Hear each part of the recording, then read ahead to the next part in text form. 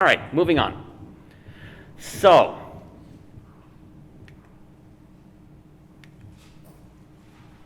what the heck do I do now?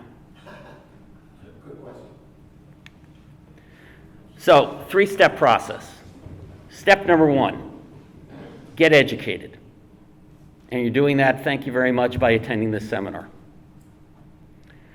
First thing is there, after that, is getting that Medicare and You book, either having it mailed to you, which will happen automatically by CMS, or you can go and just Google Medicare and You, and it'll pop up.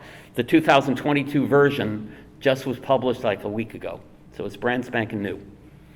But every year they have this, you'll get it every year going until you're no longer with us. And again, that has a lot of more specific information related to maybe a particular situation you have that wasn't handled in this kind of overarching presentation. Choices of plans and carriers that you make now, and I think both Paul and John talked about this. Some of the decisions you make now at age 64, speak now or forever hold your peace. Some of them will carry forward to you until, unfortunately, you're 6 feet under. So it's very important that you do your homework now, learn as much as you can, so that you don't sit there in 4 or 5, 10 years from now and say, woulda, coulda, shoulda. Step 2, decision before the decisions. If you're age 64 and approaching your critical initial enrollment period time, starts 3 months beforehand, you're going to have to make some decisions. But before you make these decisions, though, you have to make an initial one. Am I going to do this all myself? Or am I going to seek the help of an expert? So if you do it yourself, you can do it, no problem. You just sit there, and many people in the country do this all by themselves. Whether they make the right decision or the wrong decision, they're kind of on their own. So you have to decide whether you're going to go with a Medicare plus a supplement or Medicare Advantage, as John talked about earlier. Then you'll have to go on the websites, do the research and decide which one's right for you. But there's another option under that, under step number 2. You can go to an expert, and there are people who do this for a living. So the first choice we've got there are trained volunteer consultants. There's an organization out of federal government that is areas in each one of the states have their own area agency for the aging, and under those programs there is something called, in Michigan, MMAP, Michigan Medicare Medicaid Assistance Program. And these are volunteers, people like you and me, who sort of have gotten all this knowledge, and they are there to help you. And they will provide, and we have contact information on the contact sheet and later on, where you can contact them and they will work with you to try to navigate this maze of complexity of getting signed up to Medicare. They are volunteers, no charge to you. The second option is you can work through an insurance agent. Now, there are many, many, many, many insurance agents in the country who do this for a living. We have about 4 different recommendations, 3 of which have been vetted by NCRO, and 1 of which has been vetted by Stellantis or FCA. So the 3 that are vetted by NCRO are Butler Capital, and Dave Baum is sitting right over there, and Denise Sikorsky, and I didn't change, she's just changed her name recently. But anyway, so David is right over there, and Butler Capital is out of Toledo, Ohio. Double Health USA, and that's David Key, right over there in the white shirt. And then we have another consultant that we've worked with over the years, and her name is Laura Camacho. She's an independent contractor, and she is out of Texas, I believe. Am I right? Yep. But she knows a lot of the Michigan issues very well. So those are the 3 that NCRO has vetted. There is an additional one that Stellantis has vetted, and they're called Via Benefits. And if you're age 64, you'll start getting mailings from Via Benefits, because they get the mailing list from Stellantis, and you will get every 2 to 3 months a mailing saying, hey, like, you know, when you go to a wedding, save the date, they'll start sending, hey, this is coming, then 3 months later, hey, it's getting closer. So, and they will do the same kind of services that Butler, Double Health, and Laura Camacho provide. But they are actually sanctioned by Stellantis, as opposed to the other three are been vetted by NCRO. So what we have here, and in the back table, we have a little handout which has information on MMAP, Butler Capital,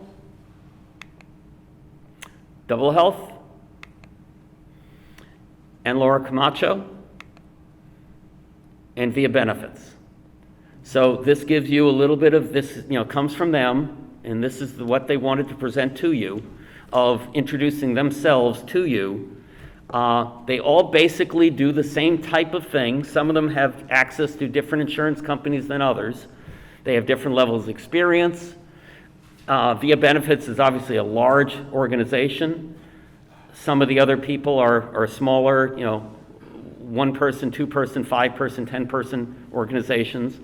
You know, whatever floats your boat, whatever you would like is what's right for you. You can do it yourself, or you can work with a consultant. Oh, all the consultants, no charge to you, but they are compensated by the insurance company.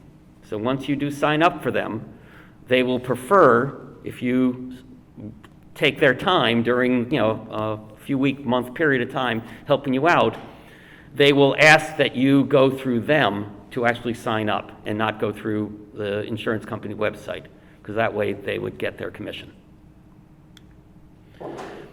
And then step 3 is actually doing it. Filling out the enrollment forms online or on paper, starting paying any premiums, and you can set up electronic funds transfer for a lot of these so that you don't have to write physically a check and get an invoice every month. And then it'll take some time, but you'll get your Medicare card from Medicare, and then you'll get your other insurance cards that you'll need then to give to your doctors so they know where to bill. And then finally, what you'll want to do is eventually set up user IDs and passwords on either Medicare's website or in the insurance company's website, so you can actually see your claims and seeing the EOBs, expense explanation of benefits, so that you can, you know, interface then with your doctor to make sure that they're getting paid with the payments of the claims that you have through your insurance. So we just say good luck with your decisions. It's a lot of stuff that we've given you over the last few hours.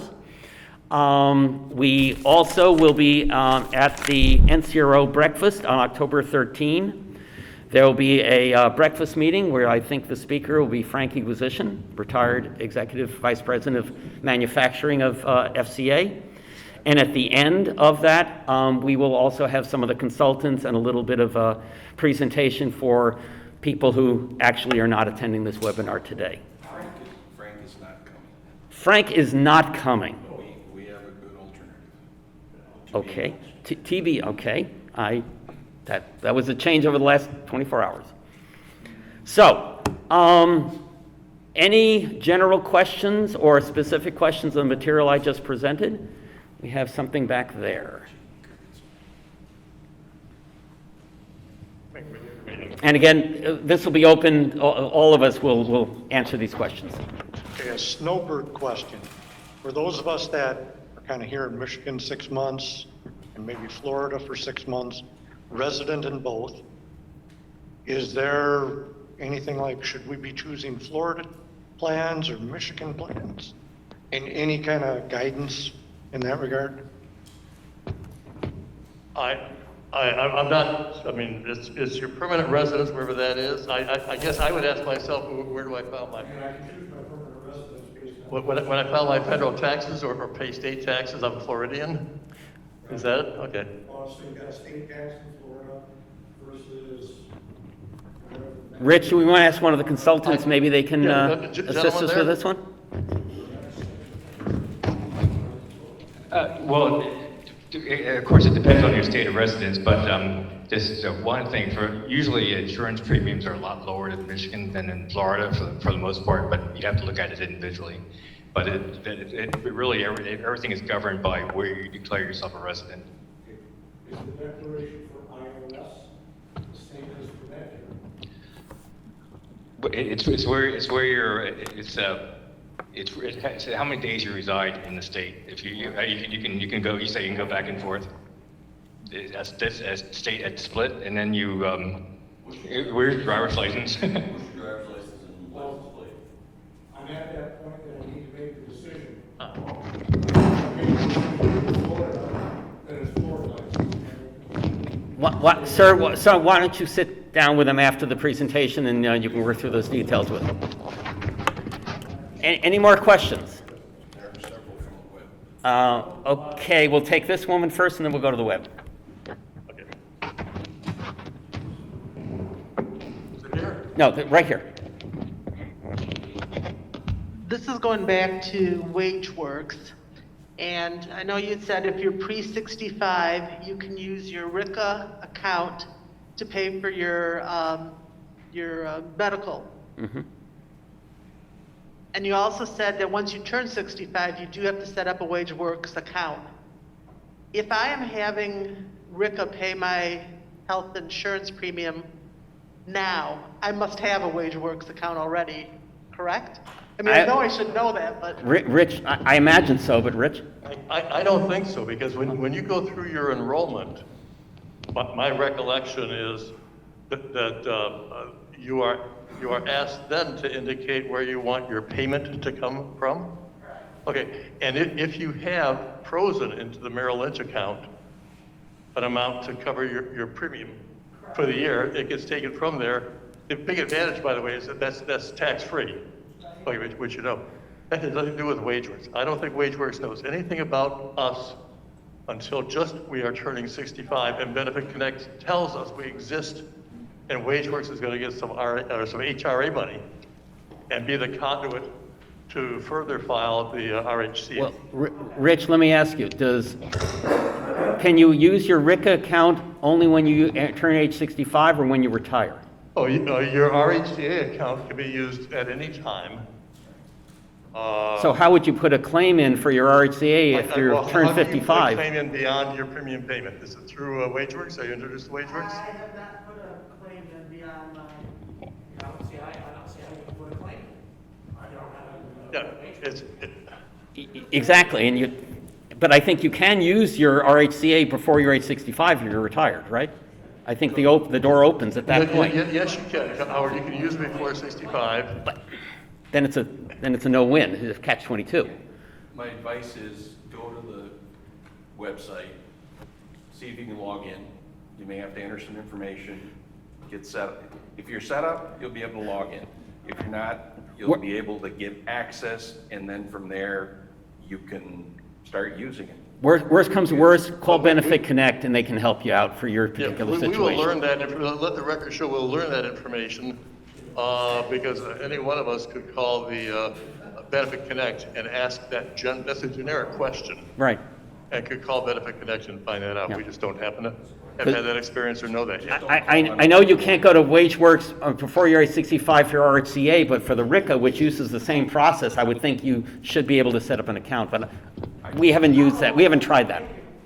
Yeah, before I was 65, I was able to get into the RHCA through WageWorks. So There you go. Okay. It does work. We have another youngster in the group that answered that firsthand. Claim an online form you can fill out. We got some questions from the We web? have several. Go for it. Okay, how do I find a trained volunteer consultant in another state? Come on. Well, you consult their license. Do you have a microphone? We can get you one. Oh, I need the exercise. I think, are you guys licensed in more than one state? I think you are. All 50, Yeah. all 50 states. So the consultants we have are licensed in all 50 states. I know Laura is too. so. I thought that was the answer. Sorry. I thought I'd ask. Are the consultant handouts on the NCRO website in a PDF? Howard, have you put them out Yes. there yet? They're out? Yes. Okay. Yeah, they have we just showed you a one pager. The consultants each have Yeah. a presentation on the website. And for those on the webinar, I put the presentation in a handout, so you can see it there. Will the consultants be able to help you prior to your personal Medicare enrollment date? For example, I cannot enroll for Medicare until March 1st of 2022. Sure. Yes, but usually they have you wait until 3 months, Well, just because of the. They can. They Just can. because of the October, the consultant can talk to you. they can talk to you, but generally They won't be able to press the buttons. yeah, they'll hold off until the 3 months before. Yep. That's all the questions. Oh. I think that's all. I understand we had about 50 people max on the webinar, so to the 3 dozen or so that have stuck with us on the webinar, thank you. Just one sec, I just want to elaborate a little bit on what Dale just said. So the MMAP process, or organization, which is for Michigan, there is a nationwide organization called SHIP, which is the federal program that the MMAP program is part of. Each one of the states has a similar program, so you can go on to, you can Google it, and if you're in Arizona, you can find the equivalent of MMAP in Arizona, or Florida, or Tennessee, or wherever it is. That's really their acronym? SHIP, uh-huh. State Health Insurance Program. P, oh, okay. In talking to Howard, Dale's not alone. The same comment came over here. The clarification, SHIP, P. as in Peter. Right. What was appreciated all around. I don't give a ship, yes. Yeah, Billy, yes. All right, any other, before we adjourn, any other questions that, now our consultants will be available after, for anyone in the library here to ask any specific questions. But if I don't see any more hands raised, thank you very much. It's been an honor to present this information to you. Have a very good afternoon.